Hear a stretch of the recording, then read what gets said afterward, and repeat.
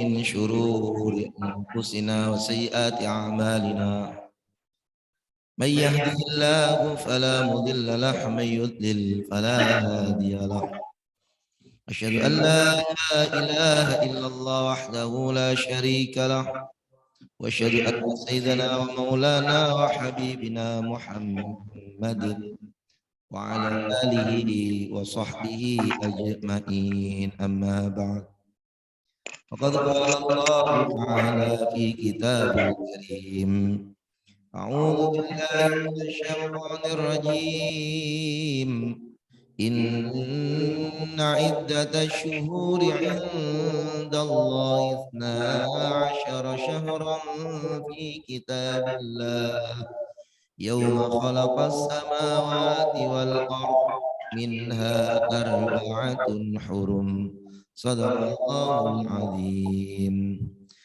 سبحان الله وبحمده عدد خلقه ورضا نفسه وزنة عرشه ومداد كلماته سبحان الله وبحمده عدد خلقه ورضا نفسه وزنة عرشه ومداد كلماته سبحان الله وبحمده عدد خلقه ورضا نفسه وزنة عرشه ومداد كلماته. Alhamdulillah, para jamaah sama-sama kita muliakan, para pengurus Masjid Az-Zumar, imam kita, Bapak Ibu semua yang hadir, yang semoga selalu senantiasa diberikan kesehatan oleh Allah Subhanahu wa taala. Memberikan keselamatan dunia hatta akhirah, keberkahan, kemudahan, warzuqna husnal khatimah, dan Allah anugerahi kita semuanya wafat dalam keadaan husnul khatimah. Amin Allahumma amin. Jamaah muliakan oleh Allah Subhanahu wa taala. Syukur kita kepada Allah Subhanahu wa taala berada dalam satu bulan yang sangat mulia dan setelahnya bulan yang lebih mulia lagi. Berada kita dalam satu waktu yang disebut dengan Dzulqa'dah. Dan sebentar lagi berjumpa dengan satu bulan yang begitu sangat agung, yakni bulan Dzulhijjah.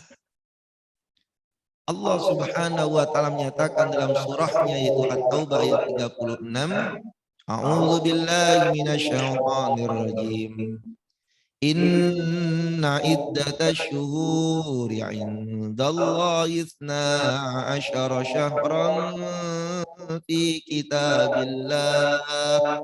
Sungguh kata Allah Subhanahu wa taala, perhitungan waktu sejak diciptakannya langit bumi oleh Allah Subhanahu wa taala sejak zaman dulu itu ada 12 syahra, ada 12 bulan. Apa 12 bulan itu? Pertama Muharram, kemudian Safar, Rabiul Awal, Rabiul Akhir, Jumadil Awal, Jumadil Akhir, Rajab, Sya'ban, Ramadan, Syawal, Dzulqa'dah atau Dzulqi'dah, dan yang terakhir bulan ke-12 disebut Dzulhijjah. Sejak diciptakannya langit bumi oleh Allah Ta'ala sejak zaman dulu. Maka dikatakan oleh Allah Subhanahu wa taala dari 12 bulan itu minha arba'atun hurum, ada 4 bulan yang disebut dengan bulan haram. Hadis Nabi sallallahu alaihi wasallam mengatakan 4 bulan haram itu 3 berturut-turut mutawalliyat, Dzulqa'dah, Dzulhijjah, Muharram dan Rajab. Maka yang perlu kemudian kita perhatikan jamaah rahimakumullah, lalu apa keutamaan yakni bulan Dzulhijjah di antara deretan bulan-bulannya Allah Subhanahu wa taala. Maka di antara keutamaan bulan Dzulhijjah itu yang pertama masuk dalam bulan haram. Jadi disebutkan dalam ayat tersebut minha arba'atun hurum, dari 12 bulan yang diciptakan oleh Allah, waktu yang beredar itu ada 4 bulan yang disebut bulan haram. Puncak daripadanya adalah bulan Zulhijjah. Lalu kemudian muncul pertanyaan, apa maksud daripada bulan haram itu? Yakni bulan diharamkannya seorang untuk melakukan pertempuran. Makanya disebut dengan Muharram. Muharram itu adalah haramnya mereka melakukan pertempuran, peperangan. Makanya bulan itu disebut dengan Muharram.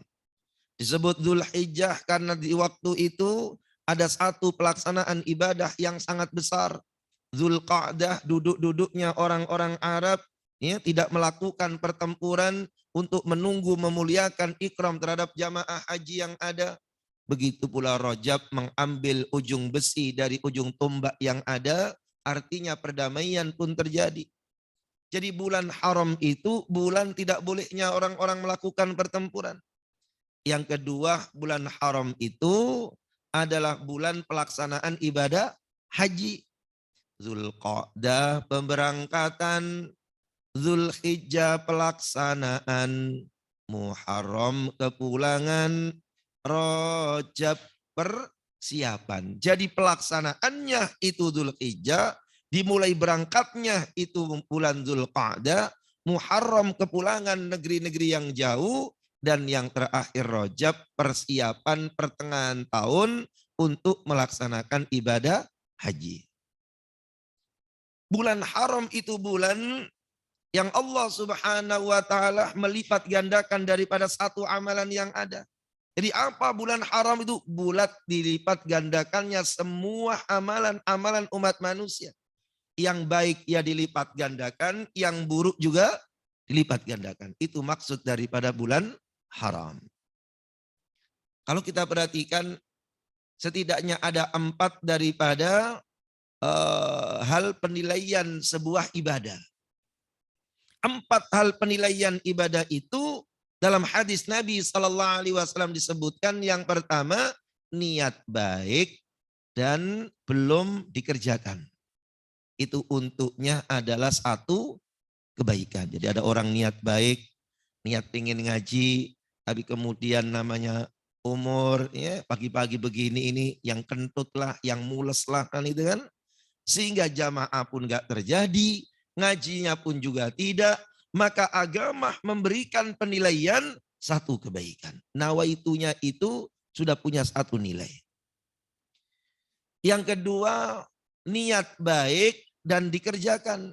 Ada orang yang niat baik dan dikerjakan, agama memberikan satu penilaian 10 atau 700 atau wallahu yudhaifu liman yasha. Tidak terhitung lagi. Yang ketiga, niat buruk dan tidak dikerjakan. Kalau niat buruk dan tidak dikerjakan, agama memberikan penilaian satu kebaikan. Jadi kalau satu niat buruk dan belum dikerjakan, tidak terjadi, maka sama dengan satu kebaikan. Kebaikan untuk mengerem hawa nafsunya. Yang keempat, niat jahat, niat buruk dan terkerjakan. Sudah niat buruk, ia lakukan daripada nawaitunya itu.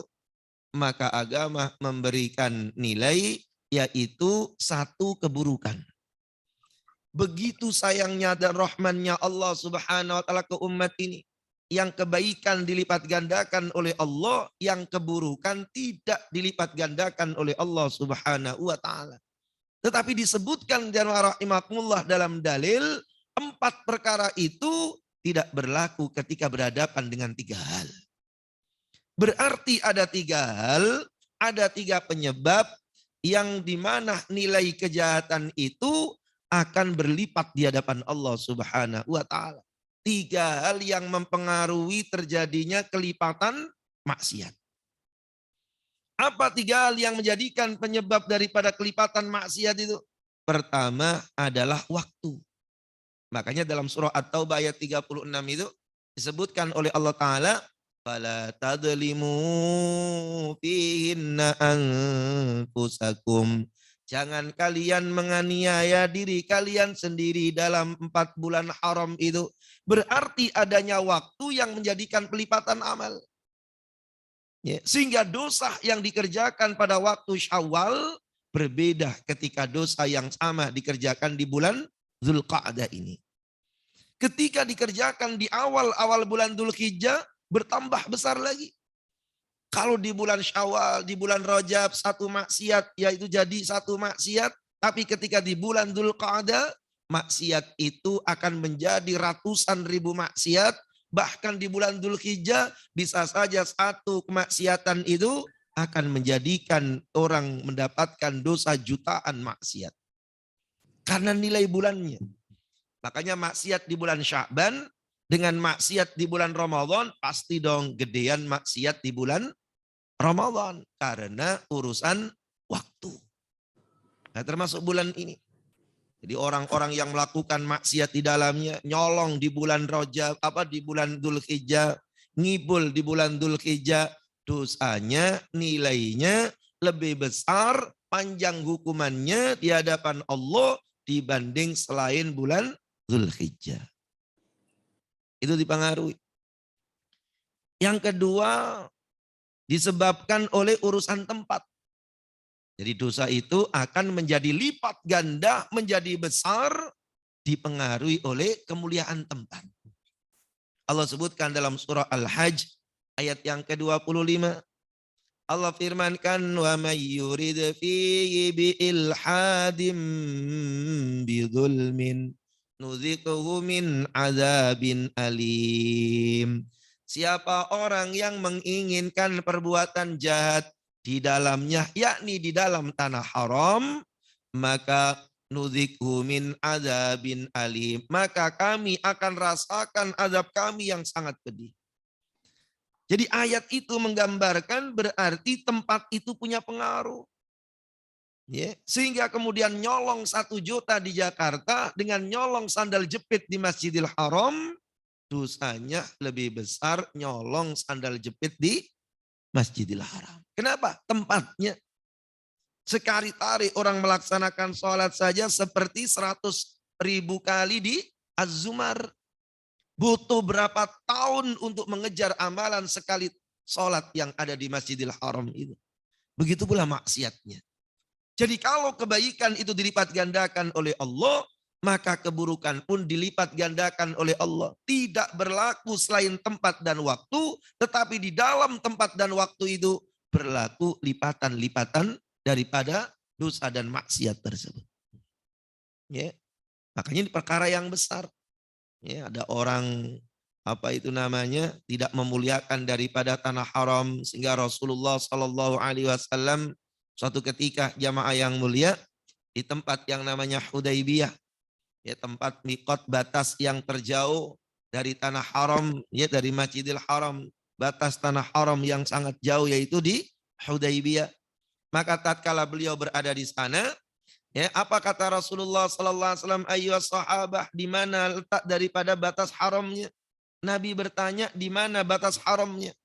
Ketika sudah diketahui, para sahabat pun kemudian ngasih tahu, ini batas haramnya ya Rasulullah.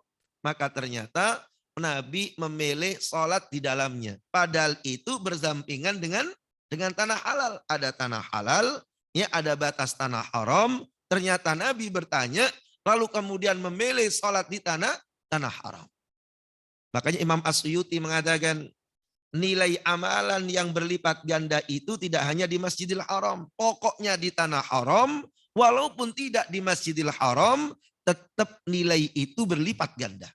Kalau amalan nilai amal kebaikan itu berlipat ganda, begitu pula keburukannya. Wa may yurid fi bi ilhadim bidzulmin nudziquhu min adzabin alim. Barang siapa yang menginginkan keburukan, kata Allah Ta'ala, di dalamnya, yakni di dalam tanah haram, maka nudziquhu min adzabin alim, maka kami rasakan azab yang pedih. Yang ketiga, disebabkan amalan itu jamaah mulia oleh pelaku. Oleh pelaku. Allah katakan dalam surah Al-Ahzab, Dalam surah yang ke-30-nya itu, ya nisa'an nabi, wahai para istri nabi, mayyati bi fahishatim mubayyinah. Siapa yang mendatangi perkara yang buruk, fahishatim mubayyinah, yudha'af lahal adabu di'fain. Maka kami akan lipat gandakan daripada keburukannya.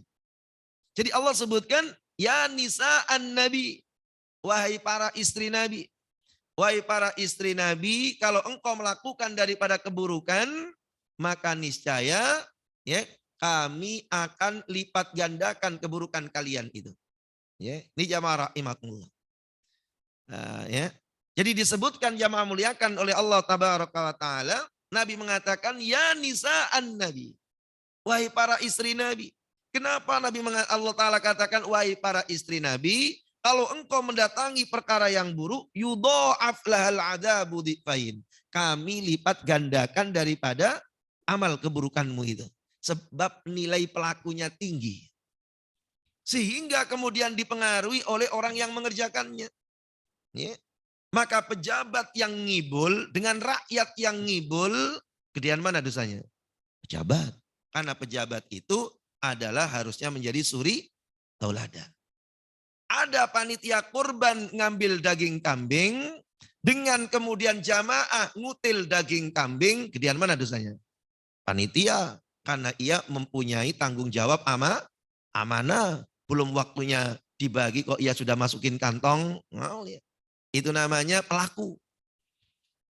Ya, ada jamaah ngibul, ada ustadz ngibul, gedean mana dosanya? Ya, gedean seorang ustadz. Karena dia mengerti. Lagi di mana Pak? Lagi di lampu merah. Padahal baru keluar dari rumah. Maka dosa yang besar untuknya. Kenapa kok dosa besar? Iya, Anda seorang ustadz. Ya. Makanya pelaku. Nilai pelaku itu yang akan menjadikan penyebab besarnya dosa. Ya. Ada seorang yang bodoh ahli ibadah, sholat terus. Ada orang alim, pinter tidur. Gedean mana pahalanya? Orang alim. Karena orang alim tidurnya pakai ilmu, yang satu sholatnya nggak pakai ilmu. Jadi walaupun orang itu tidur, ya pakai ilmu. Ya wudhu dulu, ya beresin daripada tempat sebagaimana Nabi pun ya perintahkan. Ya baca ini, ya baca itu. Bahkan tidurnya pun diniatkan untuk bangun malam. Sehingga tidurnya pun punya nilai kualitas. Sepanjang tidurnya itu punya nilai. Kenapa? Sebab pakai ilmu. Dengan orang yang ibadah terus tapi nggak pakai ilmu. Rukunnya nggak ngerti, sunnahnya nggak paham, dicolek dikit sama setan sudah kalang kabut pikirannya, makanya beda nilai. Beda nilai itu disebabkan oleh pelaku, kualitas daripada pelaku. Makanya Allah tabaraka wa ta'ala menjelaskan dalam surah At-Taubah ayat yang ke-30 tersebut, ya nisa'an nabi, wahai para istri nabi, apa orang yang mendatangi perkara buruk, yudha'af lahal adabu di'fain. Maka kami lipat gandakan amalan buruk itu melebihi daripada orang-orang yang biasa. Ini jamaah rahimakumullah. Jadi ini menunjukkan lipatan ganda amal. Ya, jadi keutamaan bulan Dzulhijjah itu yang pertama tidak lain adalah karena ia masuk bulan haram. Ya, menjadikan sebab mulianya daripada bulan tersebut. Yang kedua jamaah muliakan oleh Allah Subhanahu wa taala. Kemuliaan daripada bulan Dzulhijjah itu yang kedua yaitu masuk dalam sumpahnya Allah Subhanahu wa taala. Ya. Jadi masuk dalam sumpahnya Allah Subhanahu wa taala. Ya, bulan yang kemudian Allah sampai bersumpah itu bulan Dzulhijjah. Ya, terangkan dalam surah Al-Fajr ayat yang pertama sampai ayat yang ketiga. Allah firmankan wal fajr walayalin ashr wasyaf'i wal watr Kata Allah Ta'ala wal fajar, demi waktu fajar. Ulama-ulama mufassir, para mufassir mengatakan fajar yang dimaksud adalah fajar tanggal 10 bulan Zulhijjah. Wal fajar walayalin ashir, dan 10 malam. 10 malam yang dimaksud itu jumhurul mufassirin mengatakan 10 malam pertama awal bulan Zulhijjah.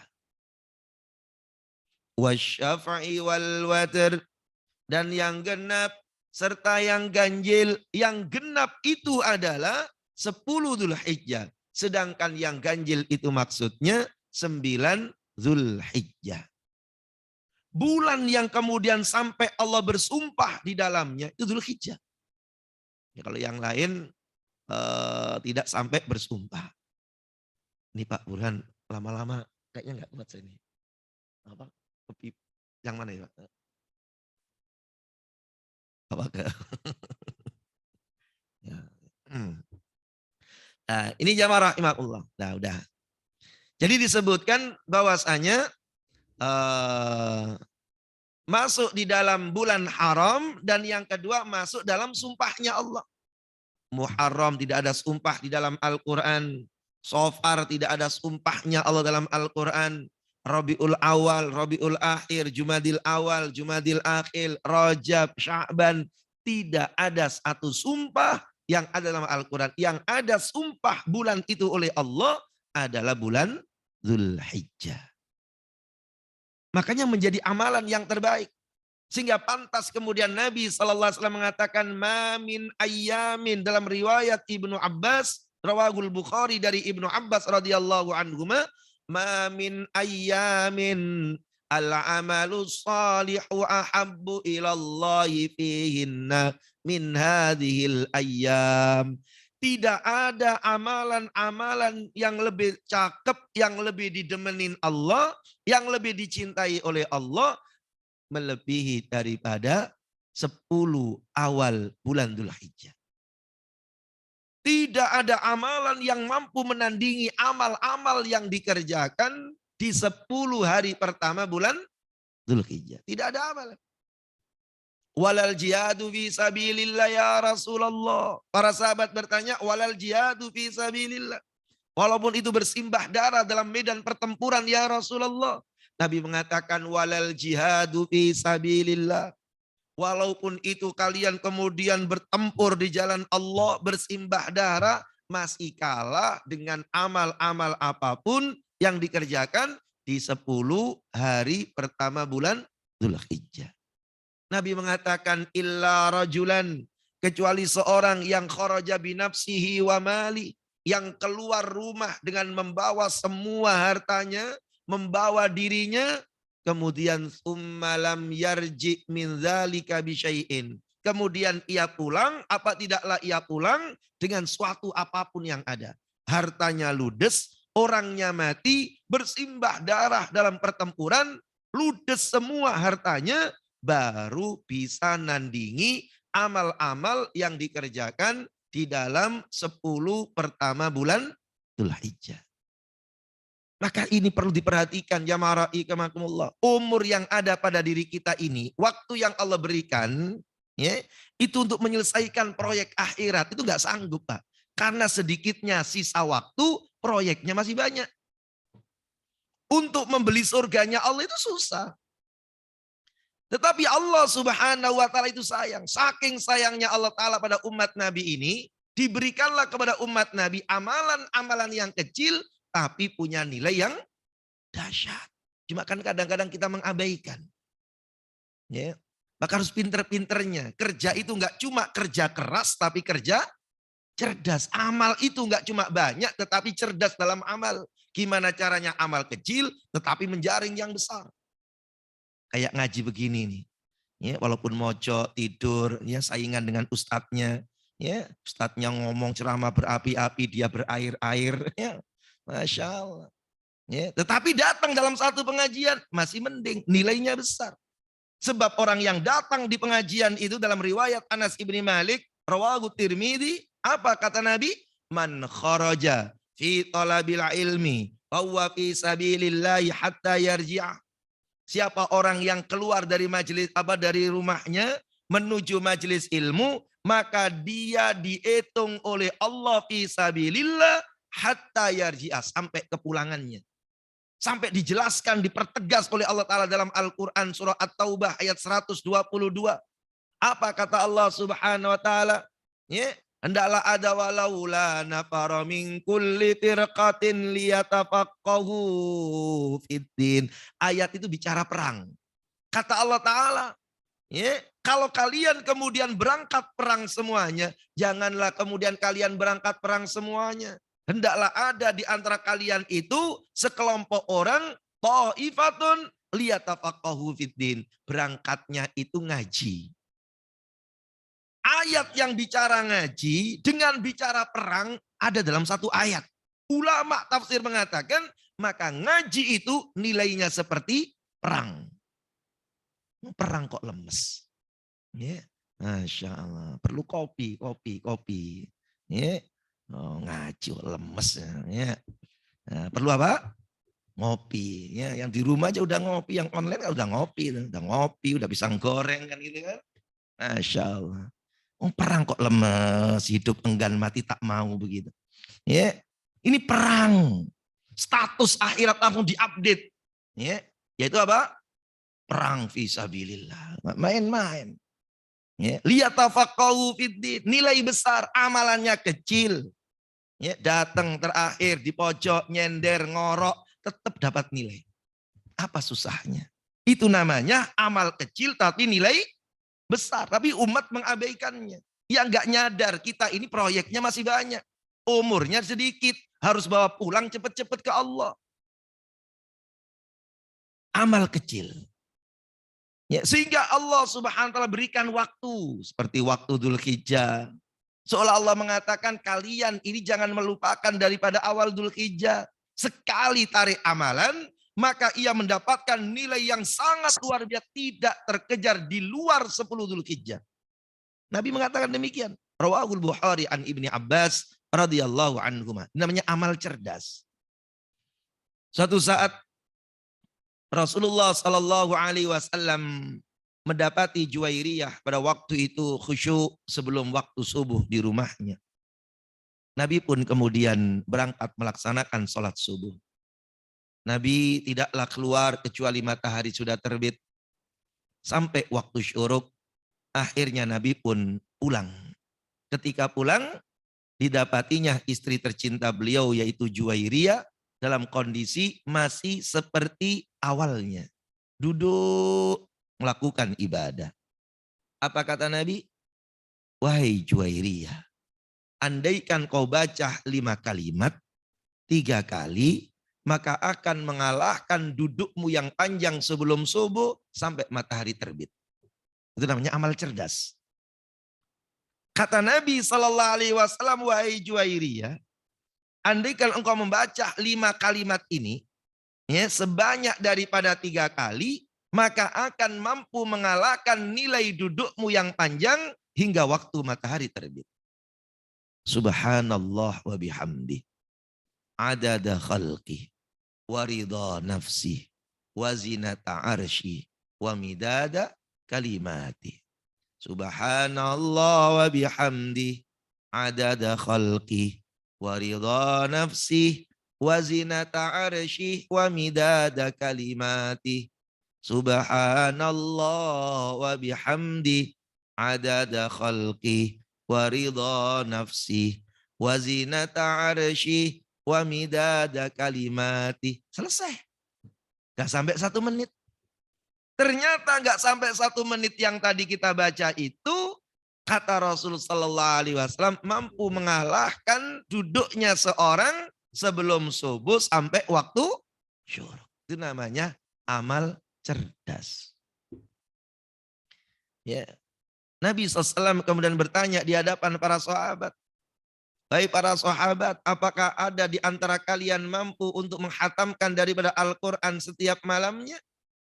Maka mereka pun terasa berat, ya Rasulullah, bagaimana ada orang yang menghatamkan setiap malamnya ya Rasulullah. Apa kata Rasulullah? Qala, Nabi mengatakan, Qul huwallahu ahad ta'dilu thulutsal Qur'an. Membaca qul huwallahu ahad sebanding dengan sepertiga Al-Qur'an. Loh, namanya amal cerdas. Hingga setiap malam baca kulhu 3 kali berarti nilai seperti hatam Al-Quran. Ya, tapi jangan kemudian bangga tuh, alhamdulillah hatam tiap bulan, hatam tiap hari, tiap malam. Ya enggak. Itu namanya nilai. Ya, dalam aturan agama itu kalau nggak mampu ngerjain semua, jangan tinggalin semua. Paham ya? Ini untuk modal kita. Jadi didatangkannya bulan Dzulhijjah oleh Allah karena cintanya Allah ke umat. Sehingga Nabi mengatakan, ma min ayyamin al-amalu salihu ahabbu ilallahi fihinna min hadhil ayyam. Tidak ada amal tidak ada hari yang mana amal soleh lebih dicintai oleh Allah, lebih bikin Allah senang melebihi daripada 10 hari pertama bulan Dzulhijjah. Walaupun bersimbah-simbah darah. Nah, orang-orang yang menjaring amal, sungguh-sungguhnya 10 hari pertama bulan Dzulhijjah itu melebihi sungguh-sungguhnya di 10 hari terakhir bulan Ramadan. 10 hari terakhir orang kemudian mentelengin waktu bagaimana Lailatul Qadar, tapi ya lupa ada 10 hari lagi ya, di bulan Dzulhijjah yang nilainya pun luar biasa di dalamnya. Sehingga ulama-ulama tafsir sepakat walayalin asyir, 10 malam yang dijelaskan oleh Quran itu bukan 10 terakhir Ramadan, tetapi 10 awal bulan Dzulhijjah karena berkaitan wasyaf'i wal watr, yaitu asyaf'i wal watr yang genap, yang ganjil, yang berkaitan dengan 9 dan 10 Dzulhijjah. Ini yang menjadikan kemuliaan bulan Dzulhijjah. Yang ketiga, jamaah mulia, apa kemuliaan bulan Dzulhijjah? Ya, di antara kemuliaan bulan Dzulhijjah yang ketiga, banyaknya hari-hari yang khusus. Ya, Muharram, hari khususnya Tasu'a dan Asyura. Safar tidak ada hari khusus. Rabiul Awal, begitu pula yang lainnya. Tetapi dalam bulan Dzulhijjah terdapat banyak hari khusus. Banyaknya hari khusus, hari yang dimuliakan oleh Allah menunjukkan mulianya bulan itu. Apa hari khusus dalam bulan Dzulhijjah? Yang pertama adalah Yaumut Tarwiyah. Hari Tarwiyah. Tarwiyah itu mimpinya Nabi Ibrahim tanggal 8 Dzulhijjah. Mimpinya Nabi Ibrahim diperintah oleh Allah untuk menyembelih anak. Ya Allah, ini benar mimpi perintah ataukah cuma sekedar mimpi? Bukan nggak mau laksanakan, cuma dipertegas, ini mimpi apa gimana ya Allah? Mimpi ini benar apa tidak ya Allah? Ya, sebab mikir juga, ya, anak satu boleh kepingin disuruh sembelih, ya mulia. Ya, dari Palestina, Nabi Ibrahim itu lahir di Babilonia, Irak sana. Masya Allah. Sedangkan kemudian ia hijrah ke Palestina, lahirlah Ismail, jarak Palestina ke Mekah 1.200 km. Perjalanan pada waktu itu sekitar 1 bulan. Rabbana inni askantu min dzurriyyati biwadin ghairi zi zar'in inda baitikal muharram. Rabbana liyuqimus shalah. Lama ia tidak memiliki anak sampai puluhan tahun, sekitar umur Nabi Ibrahim itu 200 tahun. Hingga di usianya yang sampai 90 tahun kemudian baru memiliki seorang anak. Ya, anak itu kemudian saking cintanya bukan cuma digendong dikasih nafkah tetapi diarahkan menjadi penolong akhiratnya, maka dipondokin anak itu. Saking cintanya ke anak. Rabbana inni askantu, ya Allah aku bawah ya Allah sebagian turunanku yaitu Ismail ini ya Allah dari Palestina menuju tempat wadin ghairi zi zar'in, tempat lembah tandus kering tidak ada kehidupan sama sekali. Ya. Perjalanan waktunya sampai sekitar 1 bulan. Nabi itu dari Madinah ke Mekah sebelum kemudian istirahat di Dhitwa, ya, itu 450 kilometer. Dalam sejarah perjalanan Nabi itu 9 hari. Masya Allah, di pakaian ikhram itu sampai 9 hari. Ya, Nabi itu karena ambil mikotnya di Dzulhulaifah, di Bir Ali, jalan ke Mekah 450 kilometer. Berapa hari jarak tempuh 450 kilometer itu? 9 hari. Masya Allah. Berarti Nabi Ibrahim 1.200 kilometer Palestina Mekah itu sekitar 1 bulanan. Ya. 27 hari, 1 bulanan ia pun kerjakan daripadanya agar anak itu tumbuh dalam kondisi taat ke Allah. Rabbana liyuqimus shalah. Maka tatkala kemudian 13 tahun beliau kemudian hadir lagi di Mekah, ternyata diperintahkan oleh Allah Ta'ala untuk menyembelih. Kalau anak 10 Pak, suruh nyembelih atuk masih mending. Cari aja yang main handphone mulu di pojok sini tong. Pagi sampai maghrib main handphone mulu ngabisin pulsa. Ya, Allah nyuruh nyembelih tong. Ini satu-satunya anak boleh kepingin anaknya pinter, soleh, dipondokin di Mekah, di dekat Baitullah. Tiba-tiba umur 12 tahun, 13 tahun, SD lulus kan begitu. Disuruh Allah untuk menyembelih. Itu terjadi tanggal 8. Maka Nabi mengatakan, siapa orang yang puasa tanggal 8 Dzulhijjah, maka dosanya diampuni Allah selama 1 tahun. 8 Dzulhijjah. Insyaallah 8 Dzulhijjah. 8 Dzulhijjah itu ya sekitar tanggal 7 Juli. Para jamaah yang mulia. Hari khusus pertama. Hari khusus yang kedua bulan Dzulhijjah itu adalah Yaumu Arafah. Hari Arafah. Apa Arafah itu? Yakinnya Ibrahim akan kebenaran mimpi itu. Jadi kalau jadi Tarwiyah, Arafah, Dzulhijjah itu kaitannya sebenarnya dengan Ibrahim, Pak. Mimpi, Tarwiyah arti mimpi, ya. Kemudian Arafah yakinnya Ibrahim akan kebenaran mimpi itu dan berangkatnya otomatis orang-orang menuju tanah Arafah melaksanakan wukuf. Inni arafil manam anni adzbahuka fandur madza tara.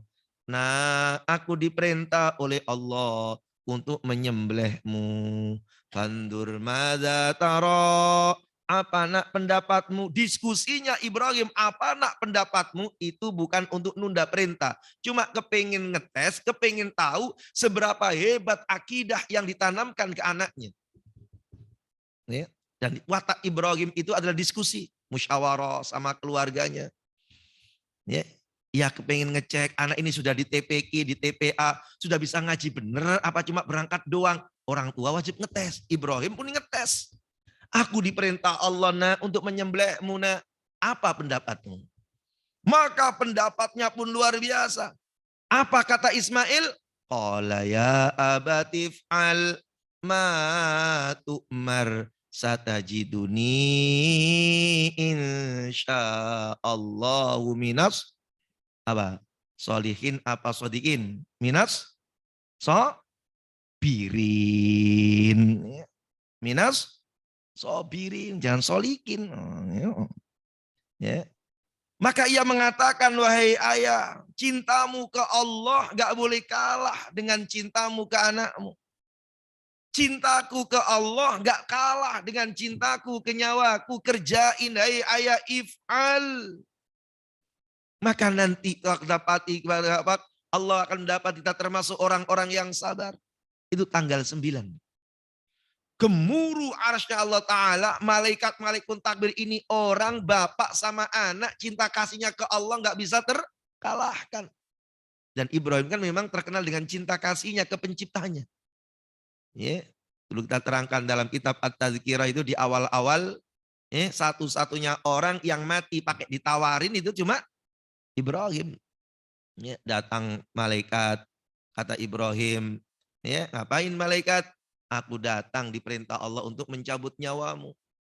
Kata Ibrahim, Ya, mana ada kekasih mencabut nyawa kekasihnya. Bukankah Allah jelaskan wattakhadallahu Ibrahim khalila. Allah mengambilku menjadi kekasihnya. Ya, maka kata malaikat pun setelah kemudian Allah turunkan satu perintah, ia katakan lagi di hadapan Ibrahim, wahai Ibrahim, tidakkah seorang kekasih ingin berjumpa dengan kekasihnya? Kalau Ibrahim mengatakan, mana ada kekasih mau mencabut nyawa kekasihnya?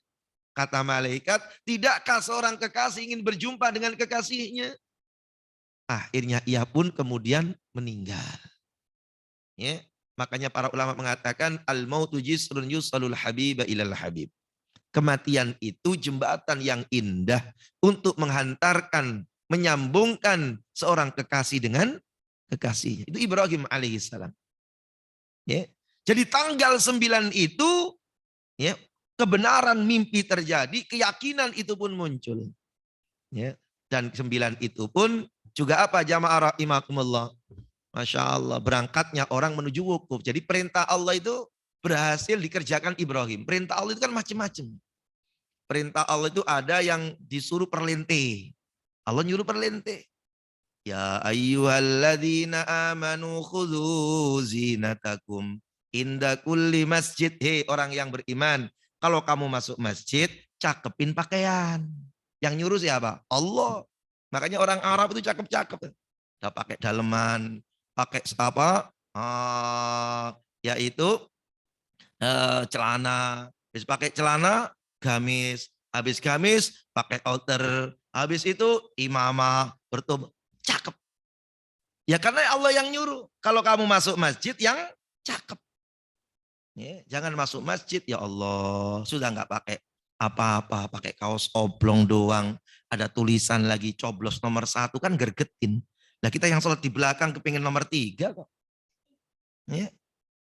Ini orang nggak ngerti. Ini rumahnya Allah pakai kaos. Ya, ada tulisan. Ya seperti itu. Loh, para jamaah mulia disuruh perlente. Tapi kadang Allah nyuruh kita berdekil-dekil. Yang nyuruh dekil itu Allah. Jangan pakai minyak wangi. Jangan sering-sering mandi. Jangan pakai wangi-wangian. Ya, Masya Allah. Jangan pakai daleman. Ya, pakai 2 lembar saja. Ya, Masya Allah. Ketemu jutaan manusia disuruh pakaian seperti itu. Kapan? Wukuf. Ya enggak? Wukuf. Ya kita sami nawatona nggak boleh ngeyel. Nggak usah terlalu soleh. Wah ini wukuf ini. Dibanggain kita oleh Allah Ta'ala. Pakai jas yang rapi. Enggak. Allah nyuruh dekil. Ikutin aja. Susah amat ngikutin Allah. Belajar sami'na wata'na. Allah yang nyuruh. Ada kalanya Allah itu nyuruh sholat. Sholat, bolak balik, mundar mandir, sujud, berdiri, sujud, berdiri. Ada kalanya Allah nyuruh duduk. Ya. Jangan terlalu soleh. Di tanah Arafah sholat. Terus, enggak waktunya sholat. Waktunya duduk. Makanya orang haji itu kadang-kadang, wah kita harus latihan berjalan. Karena di sana itu banyak jalan. Kan? Latihan tawaf, jalan. Sa'i, jalan. Lempar jamrah, jalan. Kenapa nggak dilatih duduk? Intinya haji itu bukan jalan, duduk. Intinya haji itu duduk. Duduk di mana? Di Arafah. Yang namanya wakaf, wukuf. Kalau kita baca Quran ada namanya wakaf, itu berhenti. Jangan mondar mandir. Catering kemah. Enggak. Ya, enggak waktunya.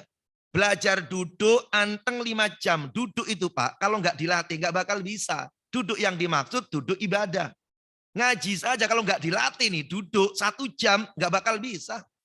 Ya, setiap 10 menit lihat jam, 10 menit lihat jam. Belingsatan dia enggak dilatih. Ya, enggak dilatih. Walaupun dia bisa naik ke gunung, duduk untuk zikir enggak mampu dia. Enggak mampu. Latihannya duduk. Wukuf itu duduk. Wukuf itu berhenti. Jangan terlalu soleh, sholat mulu di Arafah. Enggak, Allah nyuruh duduk. Gitu loh. Yang nyuruh itu Allah. Yang nyuruh itu Nabi. Agama mengajarkan duduk. Makanya sholatnya saja diringkes. Ya enggak?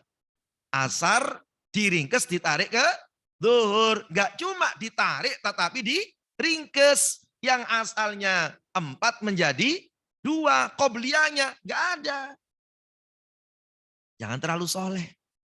Wah ini mumpung nih 4 rakaat qobliyah zuhur itu nilainya besar. Ini kan Arafah, dibanggain sama Allah. Allah enggak. Allah nyuruh duduk. 5 jam duduk, mulai wukuf itu. Sampai kemudian maghrib, jelang maghrib. Ya, Masya Allah. Kita ngikutin aja. Amalan yang dikerjakan di saat duduk itu apa saja? 1. Saat duduk itu ngerjain apa, Bu? Zikir. Terus? Doa. Terus? Baca Quran. Terus? Doa. Zikir. Baca Quran. Terus? Tafakur. Tafaknya hilang tinggal kur. Di Arafah tidur. Tidur itu di Muzdalifah. Di Muzdalifah zikir. Malam-malam zikir. Di Arafah tidur. Ini salah. Kebalik. Arafah capekin, kalau capek tidur Muzdalifah. Ada saatnya, sungguh-sungguh ada saatnya istirahat. Allah yang nyuruh. Allah nyuruh dekil-dekil. Makin bau, makin mulia. Allah yang nyuruh kok. Kita sami'na, Allah nyuruh nyembelih, sembelih. Itulah para jamaah mulia. Jadi belajar untuk kemudian ngikutin maunya Allah. Ada kalanya kita diperintahkan wangi-wangi. Perintahkan seandainya kemudian kata Nabi, aku tidak memberatkan umatku, maka aku perintahkan mereka untuk bersiwak, wangi-wangi. Tapi ada kalanya disuruh gak wangi. Kapan? Puasa. Bahkan Nabi bilang, ya la khulufu famis shaim atyabu indallahi mirrihil misik. Bau mulut orang yang puasa itu nanti lebih harum daripada minyak kasturi. Loh. Maka dalam madhab Syafi'i, kalau sudah menjelang duhur, itu makruh untuk bersikat gigi. Biar apa? Biar tambah bau. Tambah bau itu nanti tambah wangi. Di akhirat, jangan dibagi di dunia. Ini dibagi di dunia. Kasturi kan? Ya enggak, jigong. Jadi ini perkara besar. Jadi bagaimana seorang itu ngikutin maunya Allah. Allah nyuruh makan, makan. Jangan sholat dulu, makan dulu. Allah yang nyuruh makan. Cepetin buka puasa. Ya, Allah nyuruh makan, belum waktunya makan. Pagi-pagi belum apa-apa baru bangun, suruh makan. Namanya makan sahur. Giliran ada lontong, Allah nyuruh tahan, puasa. Lontong jangan sentuh dulu, nanti nunggu maghrib. Sami'na wa ta'na. Gak usah ngeyel. Kali gitu ibarat kata. Ya. Dan Ibrahim itu orang yang sudah mampu mempraktekannya. Ya. Makanya Masya Allah. Wa idzi betala Ibrahim. Dikasih ujian berbagai macam perintah larangan oleh Allah Ta'ala. Maka Ibrahim alaihi salatu wassalam mampu menyelesaikannya. Hingga sampai penyembelihan anak. Maka siapa orang yang puasa di tanggal itu, maka diampuni dosanya oleh Allah selama 2 tahun. Amal kecil nilai besar. Loh Masya Allah. Ya, dan itu bagi orang di luar jamaah haji. Jangan kemudian, oh ini dibanggain oleh Allah, hari terbaik. Cuma duduk doang, masa enggak puasa? Saya akan puasa, biar Allah seneng. Nabi itu alasannya puasa hari Senin, karena hari Senin dibanggain oleh Allah. Maka ini Arafah, saya puasa. Allah sama Nabi nyuruh enggak puasa. Ikutin aja, enggak usah terlalu soleh. Kadang-kadang kan orang itu bolak-balik. Waktunya tidur, melek. Waktunya melek, tidur. Bolak-balik. Waktunya baca Quran, ya diam. Waktunya doa, baca Quran. Ya, antara apa itu namanya? Azan dengan iqamat, apa kata Nabi yang terbaik? Doa apa baca Quran? Doa. Ya, waktunya doa. Waktunya baca Quran, baca Quran. Jangan waktu itu di bolak-balik. ngikutin maunya Allah. Nah, ini hari yang kedua. Jadi tarwiyah. Yang kedua adalah Arafah. Hari khusus yang ketiga dalam bulan Dzulhijjah adalah Yaumun Nahr. Nahr itu artinya dieksekusi. Tarwiyah mimpi, Arafah yakin, Nahar eksekusi. Makanya disebut Idul Adha. Disebut Idul Adha karena pelaksanaan eksekusi itu adalah di waktu terbitnya matahari, sorot matahari di waktu duha, makanya disebut Idul Adha. Masya Allah. Pada saat itu, ya, bagaimana kemudian manusia dibanggakan oleh Allah Taala wal fajr, demi waktu fajar. Itu jamaah rahimakumullah. Sehingga nahar itu perkara yang besar. Dan Idul Adha itu Masya Allah, hari terbesar, hari raya terbesar dalam kalangan umat Islam, itu adalah hari raya Idul Adha yang jadi sumpahnya Allah 10 Dzulhijjah, kalau nggak ada perbedaan sekitar 9 Juli. Itu hari besar. Ya, besaran mana Idul Adha dengan Idul Fitri? Idul Adha. Orang Jawa itu kalau ngomong Idul Fitri itu riyoyo. Riyoyonya. Tapi kalau ngomong Idul Adha ngomongnya riyoyo besar. Ya, engko riyoyo besar. Nah, riyoyo besar itu maksudnya adalah Idul Adha. Tapi gaung yang ada di Indonesia Idul Adha dengan Idul Fitri gedean mana? Idul Fitri karena ada mudik. Karena ada mudik. Ada dramatisasi, Masya Allah. Ada orang mudik ke Purworejo, bawa motor Mio, ya dikasih jagrakan 3 meter belakangnya. Itu yang bikin cerita-cerita itu. Ya, ada orang emak-emak berhadapan dengan Pak Polisi di hadang, ya itu yang bikin masalah. Ya, ada yang kemudian tiket habis, ya maraknya di situ. Makanya di sana nggak ada apa-apa. Nggak ada sebagian orang, Ustadz kepingin saya ini 10 terakhir Ramadan, ya di Mekah iktikaf dan nanti ketemunya pulangnya setelah Idul Fitri, kepingin ngerasain hari raya Idul Fitri di Mekah. Saya bilang, emang ada apa hari raya Idul Fitri di Mekah?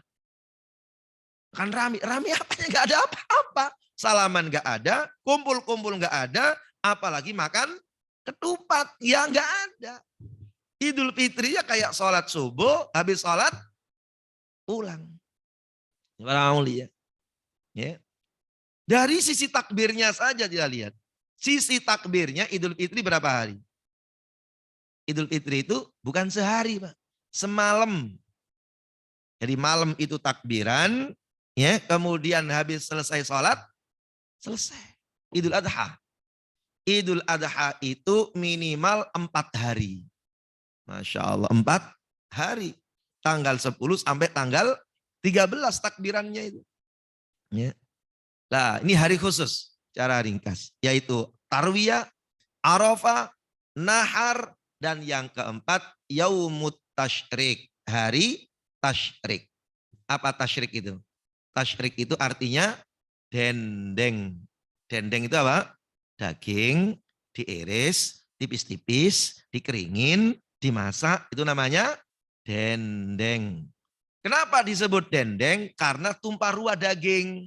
Ya, apalagi di sana nggak cuma kemudian pemotongan kurban Idul Adha, tapi ada dam tamato, ada dam kiron, ada dam pelanggaran, tumpah ruah. Maka dikatakan apa? Yaitu dendeng. Hari makan-makan, nggak boleh puasa, nggak boleh ngeyel. Kita harus puasa di hari yang enggak Allah nyuruh makan, makan. Giliran Allah nyuruh puasa, makan. Giliran Allah nyuruh makan, puasa. Aneh-aneh manusia. Masya Allah. Itu para jamaah. Jadi tasyrik itu artinya makan-makan. 11, 12, 13. Ya, sebut yaumut tasyrik. Maka takbiran pun juga demikian pula.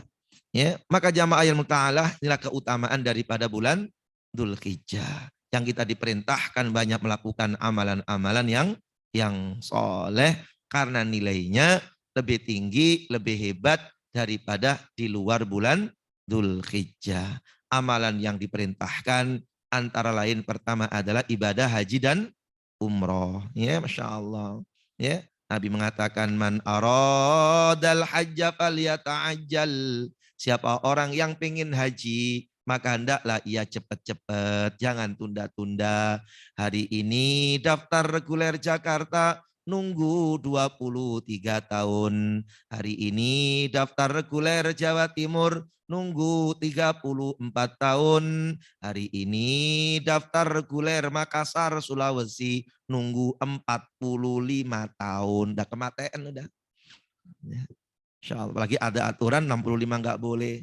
Ya, yang Cikunir kemarin istrinya berangkat, ya suaminya tertinggal gara-gara 65. Insya Allah. Daftar hari ini khusus atau plus itu nunggu 7 tahun. Nggak bisa buru-buru. Kan ada furoda. Itu spekulasi. Harganya pun juga mahal. Di luar kuota pemerintah. Itu kok bisa datang langsung jadi korbuzer. Jadi artis dulu. Awalnya. Ya, ini para jemaah rahimahullah. Normal. Maka Nabi katakan, faliyata'ajal. Cepet-cepet. Yang kedua secara singkat amalan Dzulhijjah itu puasa.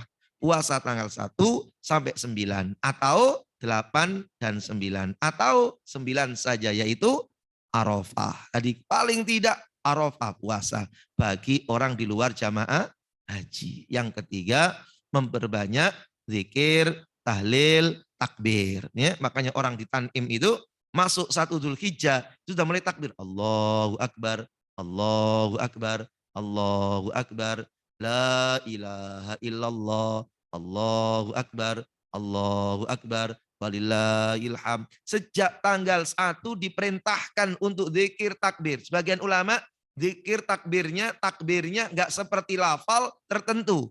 Takbir biasa. Ya, sebagian mengatakan ya takbir sebagaimana yang ada. Ya, apalagi kemudian tanggal 10 sampai tanggal 13 asarnya semuanya takbir. Idul Fitri cuma semalam, Idul Adha 4 hari takbirannya, menunjukkan besarnya daripada perkara ini.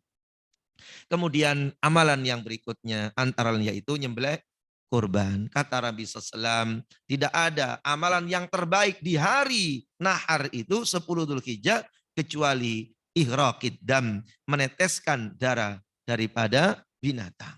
Artinya penyembelihan.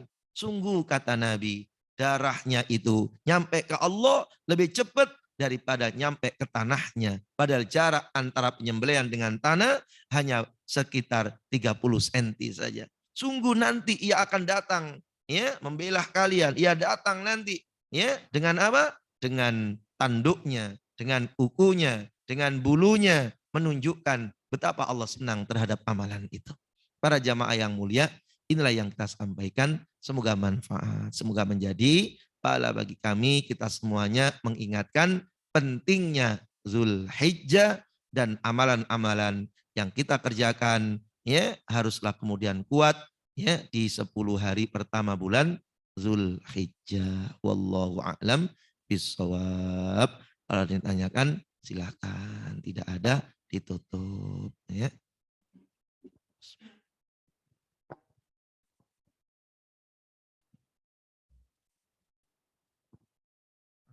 Assalamualaikum.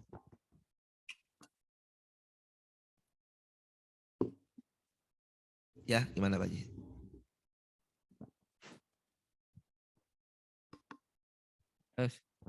Mau nanya masalah nilai apa sunahnya orang tidak yang ingin berkurban tidak memotong rambut dan kuku itu loh saat itu. Sebenarnya penilaiannya gimana? Emang itu suatu punya nilai yang besar gitu atau memang cuman yang sunnah yang tidak punya nilai dalam artian hadisnya lemah gitu. Terima kasih Ustaz. Iya. Diperintahkan daripada dalam satu riwayat hadis sebagian menyatakan kesahihannya namun sebagian menyatakan kedhaifannya bahwasanya orang yang sudah berniat untuk berkorban maka disunahkan untuk apa? Untuk tidak memotong kukunya dan memotong rambutnya. Ditasyabuhkan, disamakan, dimirip-miripkan dengan orang yang ada di tanah haram yang lagi melaksanakan daripada ikhramnya. Itu sunnah. Jadi bukan menjadi satu keharusan, bukan menjadi satu kewajiban, dan itu hanya untuk orang yang berniat sebelum tanggal 1 Dzulhijjah. Ya, sebelum tanggal 1 Dzulhijjah. Tapi kemudian orang yang nggak punya niat, kan ada orang korban itu dadakan-dadakan, ya enggak.